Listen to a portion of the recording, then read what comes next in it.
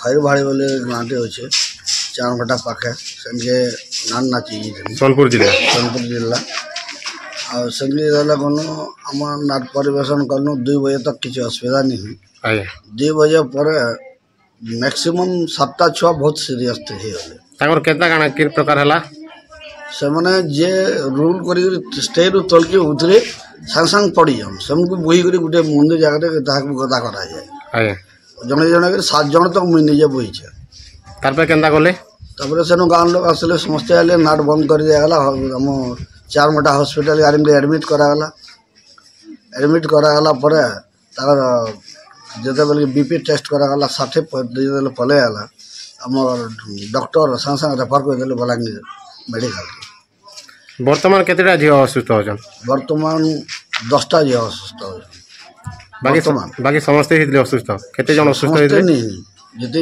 10 जन सीरीयस थे खाली सेना सीरीयस थे 7 जन बर्तमान गाँव में यहाँ 10 जन तक एबे से रखाई से बलांगीर आनिक फ्री बारे गोटे आम गुरिंगा गाड़ी टाइप खलिया पाली के पिला ऑटो नहीं चिकित्सा कर समस्त को 7-8 जन के नहीं ये मैंने सीरीयस टाइप अवस्था के अवस्था यहाँ गुरुतर अच्छे से किसी भल नहीं हबार आपण मैं काना हेतुआ बोली भावुछन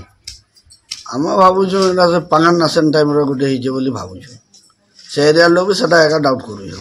समस्ते कथाटा कहूँ से अंचल लोग भी कहूँ।